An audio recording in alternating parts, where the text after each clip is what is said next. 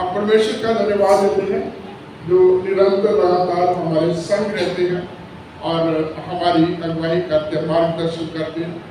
प्रभु का धन्यवाद। जो आज का गीत जो हमारे मैन फेलोशिप की तरफ के द्वारा गाया गया, सबने गुनाहगार को नजरों से हटा दिए हैं। तो जब सारी दुनिया के तमाम लोग धार्मिक अगुवे जो अपने आप को ज़्यादा स्पिरिचुअल, ज़्यादा धर्मी मानते हैं, जब वो नजरों से हटा देते हैं, जब वो कुछ समझते हैं, जब वो कमियां निकालते हैं, और वो प्रभु है जो अपने लोग से प्यार करता है, वो प्रभु है जो अपने लोगों को बुलाता है। बत्ती उसका 11वां अध्याय और उसके 28 वचन बहुत सुंदर वचन है, और आप सब ने कई बार पढ़ा है, आपको याद भी होगा। प्रभु यीशु मसीह ने कहा, हे परिश्रम करने वाले लोगों, मेरे पास आओ, मैं तुम्हें विश्राम दूंगा। हे सब परिश्रम करने वाले लोगों, मेरे पास आओ, मैं तुम्हें विश्राम दूंगा। मुझसे सीखो, क्योंकि मेरा जुआ हल्का है, मेरा बोझ हल्का, मैं नम्र हूं, मैं दीन हूं, मुझसे सीखो। तो प्रभु यीशु मसीह बुलाते हैं, प्रभु यीशु मसीह हमारा बोझ अपने ऊपर उठाते हैं, प्रभु यीशु मसीह हमें शांति से, प्रभु यीशु मसीह हमें खुशी आनंद से परिपूर्ण करना चाहते हैं। जब दुनिया के लोग दुनिया में, जब उनकी उंगली हमारी तरफ लगी रहती है, जब वो हमारी छोटी बड़ी किसी प्रकार की कमी को जो हमने बीते समय में की है, हमारे पास्ट में, हमारे भूतकाल में जो हमसे गलतियां गुनाह हुए हैं, जो है प्रेजेंट टाइम में भी जो हमारी कमजोरियां हैं, उनको हमेशा वो उजागर करने का प्रयास करते हैं। प्रभु यीशु मसीह बुलाते हैं तमाम थके हुए लोगों को, तमाम बोझ से दबे हुए लोगों को, तमाम उन लोगों को जो तिरस्कृत है, जिनको दुनिया ने गिरा दिया है। प्रभु यीशु मसीह उनको अपने पास बुलाते हैं और अपना शांति, अपना इत्मीनान से प्रभु जो है परिपूर्ण करते हैं। लूका रसूल सुसमाचार उसका 7 अध्याय और उसके हमने 36 वचन से 40 वचन तक पढ़ा, और यहाँ जो घटना है, जो दृष्टांत है, एक फरीसी है जिसने प्रभु यीशु मसीह को अपने घर में बुलाया, लंच करने के लिए या डिनर करने के लिए बुलाया। और वचन में लिखा है कि जब वो खाना खा रहे थे तो एक स्त्री जो पापी है, प्रभु यीशु मसीह के पीछे आके खड़ी हो जाती है, रोती है, और प्रभु यीशु मसीह के पांव को अपने आंसुओं से भिगोती है, अपने बालों से प्रभु यीशु मसीह के पांव को साफ करती है, और उस बाहुबल जटामांसी के तेतर की चीज को तोड़ करके प्रभु यीशु मसीह के पांव में लगाती है। और वचन में 2 चीजें होती है, और जगहों पर जब हम पढ़ते हैं, जहाँ मरियम जो है इस जटामांसी के तेल को लगाती है, एक जगह पर प्रभु यीशु और एक औरत आती है जिसके बारे में लिखा है कि उसमें 7 दुष्ट आत्मा थी।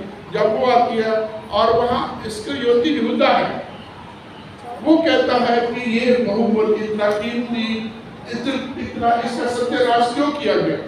उसकी कैलकुलेशन शुरू होती है कि ये इत्र जो है 300 दिनार में बेचा जाकर के कंगालों के बीच में एक चैरिटी का काम किया जा सकता है।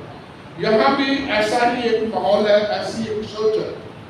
और खास करके ये जो फरीसी है जिसने प्रभु यीशु मसीह को अपने घर में भोजन के लिए बुलाया, और प्रभु यीशु मसीह की बारे में वो सोच रहा, उसके बुलाने का मकसद नहीं पता क्यों बुलाया है। शायद उसने प्रभु यीशु मसीह को एक ट्रैप में फंसाने के लिए बुलाया होगा, क्योंकि जो हालात दिखते हैं, जो हम देखेंगे, उससे लगता नहीं है कि प्रभु यीशु मसीह को उसने बड़ा आदर मान के साथ बुलाया था।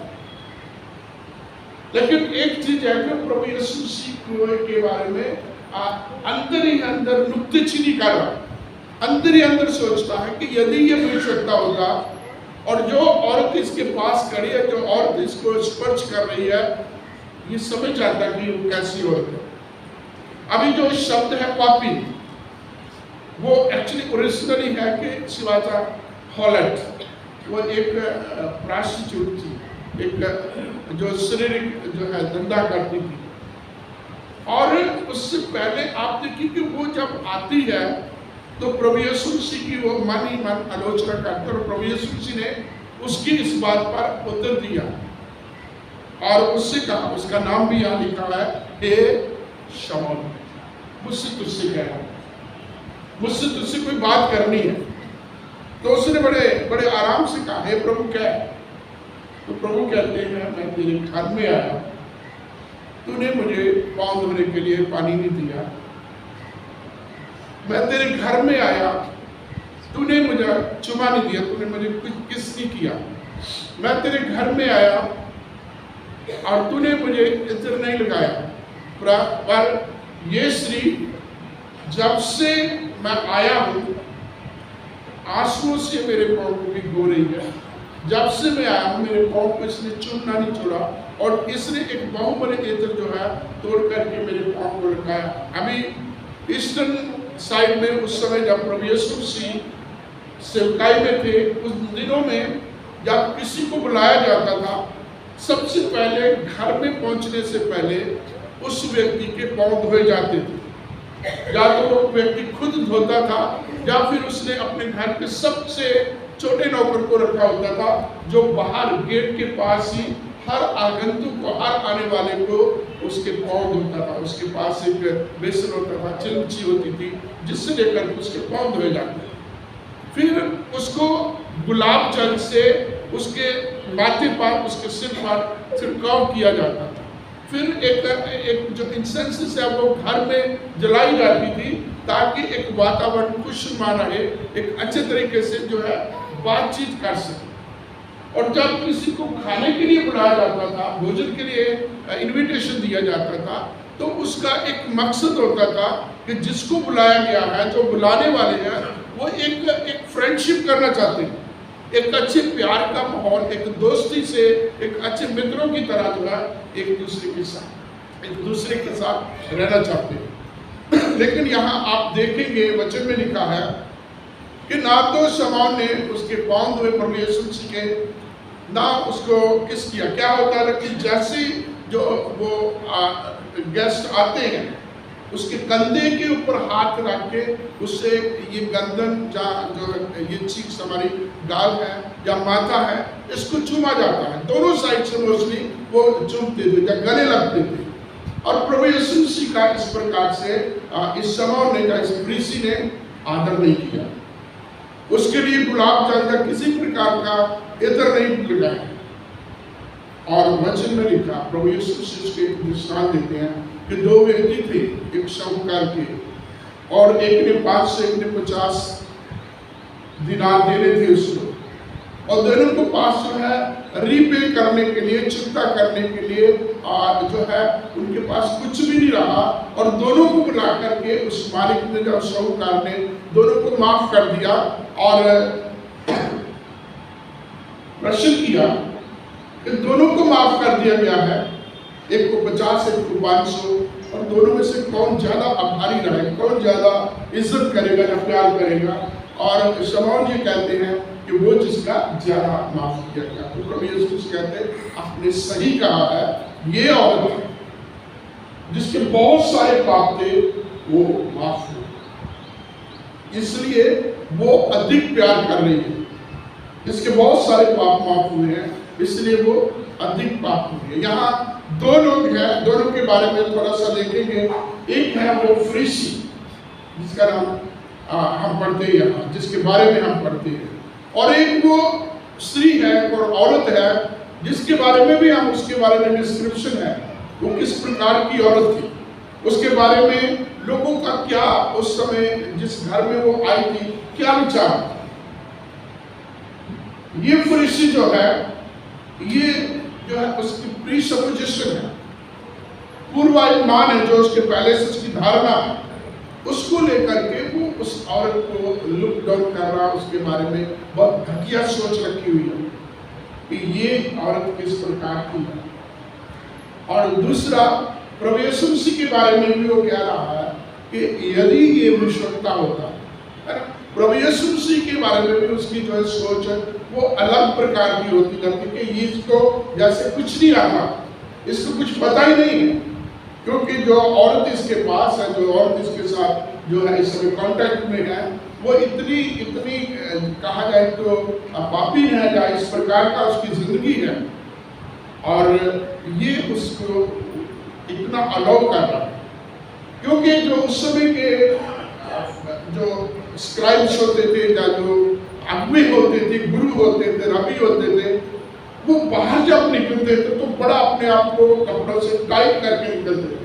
लंबे कपड़े पहनने का मतलब, ये खुला पहनने का मतलब कि किसी भी चीज को, किसी भी व्यक्ति को, किसी भी ऐसी वस्तु जिससे वो अशुद्ध हो जाता है, वो उसे स्पर्श ना कर सके, वो अशुद्ध ना हो।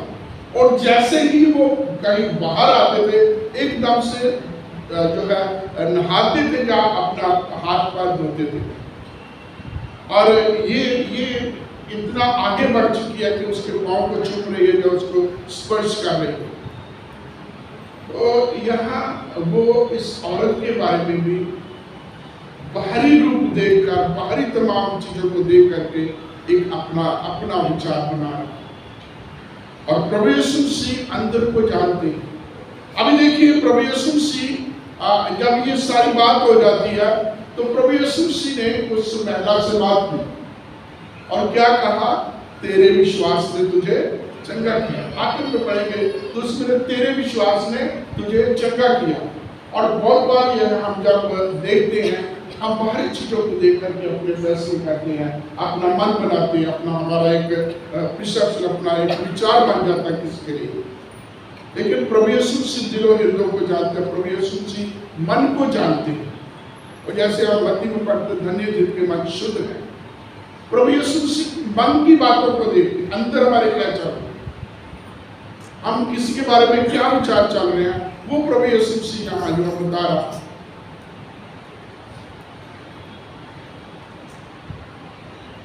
ये औरत जो है इस घर में नहीं आ सकती थी।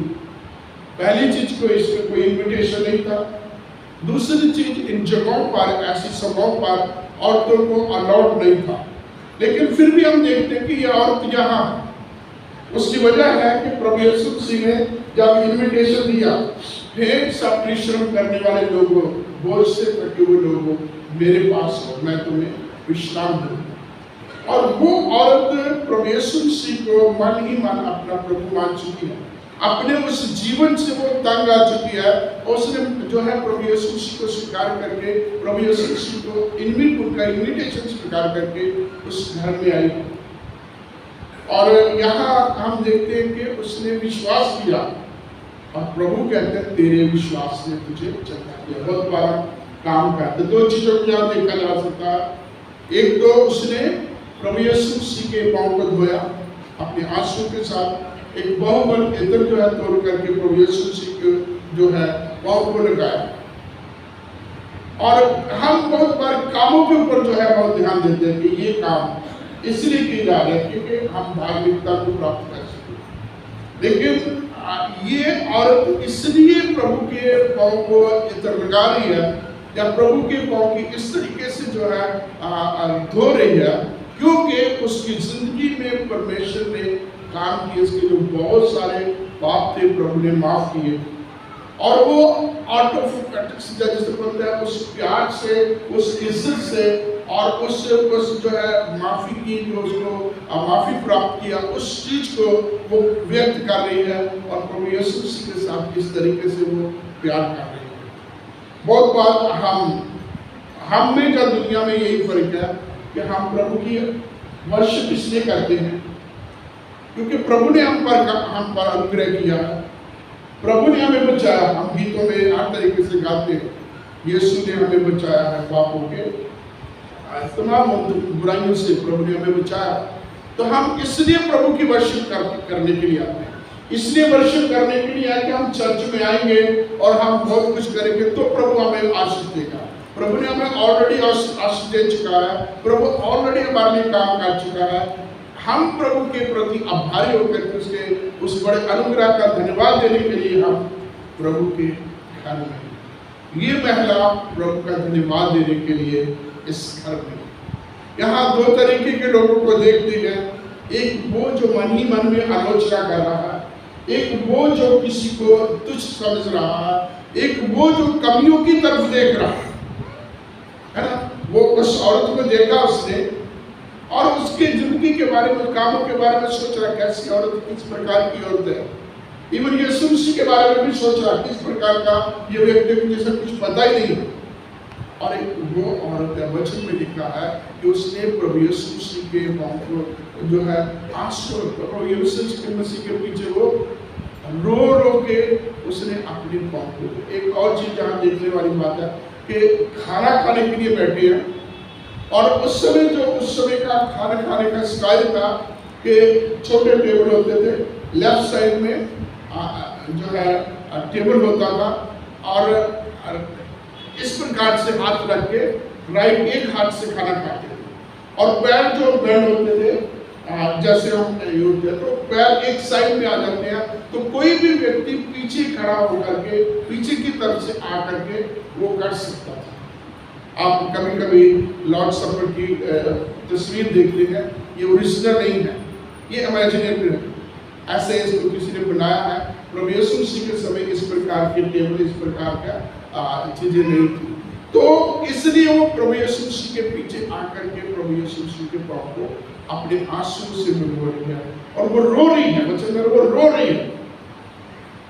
अब बहुत बार हमारे साथ जब लड़ाई होती है, बहुत बार जब हमें अनएक्सपेक्टेड इस प्रकार से हमारे साथ बिहेव होता है, तो हम भी भावुक होते हैं, हम भी रोते हैं, हम भी भावना में आकर के हम रोना शुरू करते हैं। इसलिए नहीं कि हम दुखी हैं, ये महिला इसलिए नहीं रो रही थी क्योंकि दुखी थी, इसलिए ये रो रही थी कि प्रभु ने उसकी जिंदगी में इतना काम किया, उसके बहुत सारे जो पाप माफ किया, उसे स्ट्रीमलाइन में लाने के लिए प्रभु ने जो काम किया है, इसलिए वो भावुक होकर के प्रभु के प्रति आभारी होकर के प्रभु की जो है यहाँ सेवा करनी, जब प्रभु की आराधना करती, प्रभु के प्रति आभार व्यक्त करती है। हम परमेश्वर का धन्यवाद देते हैं क्योंकि वो दिलों को जानता है, वो बाहरी चीजों को नहीं देखता, वो हमारे पास्ट को, हमारे प्रेजेंट को, हमारी किसी चीज को नहीं देखता, वो जो हमने हमारे समर्पण को देखता है और उसी के अनुसार जो हमें प्रतिफल देता है। हमारे सर्वशक्तिमान, हमारे दयावान परमेश्वर, धन्यवाद के साथ हम आपके कदमों में आते हैं, आपके बड़े अनुग्रह के लिए, आप बड़ी दया के लिए जो आपने हम सब पापियों के साथ की है।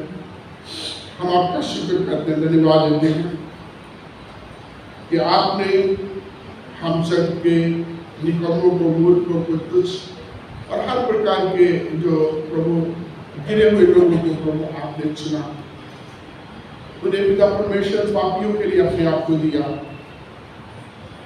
तेरा दास पौलुस कहता जिनमें सबसे बड़ा पापी मैं था। आपका धन्यवाद देते हैं कि आपने हम सबसे बड़े पापियों को प्रभु चुना। तेरा वचन कहता है कि ये बात सच और हर प्रकार से मानने के योग्य है कि प्रभु यीशु मसीह इस दुनिया में पापियों का उद्धार करने के लिए। प्रभु आपका धन्यवाद हो, आपका शुक्र करते हैं कि आप मेरे लिए आए, मुझे बचाने के लिए आए, मुझे पापों से छुड़ाने के लिए आए, मेरे प्रिय भाई बहन, बच्चों, जवान, बुजुर्गों के लिए आप आए, ताकि हमारे पाप से, पाप के श्राप से, हर प्रकार की उल्लेख विधियों के लिए जो हमारे विरोध में लिखी गई थी, उनसे छुड़ाने के लिए, उनसे हमारा छुटकारा देने के लिए आप इस पृथ्वी पर आए।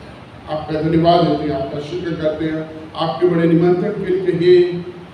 बोझ से थके हुए लोग मेरे पास हो, ये परिश्रम करने वाले लोग मेरे पास है, मैं तुम्हें विश्राम दूंगा। आपका धन्यवाद देते हैं, इस बड़े निमंत्रण के लिए आपका शुक्र करते हैं कि आप अपने लोगों को विश्राम देना चाहते हैं, अपने लोगों को शांति से परिपूर्ण करना चाहते हैं, अपने लोगों को अपने साथ मित्र बनाना चाहते हैं। आपका धन्यवाद। इन समस्त प्रिय बार तेरी बरकत, तेरी आशीष चाहते इस प्रार्थना को सुने हमारे प्रभु और उद्धारकर्ता मसीह के नाम से।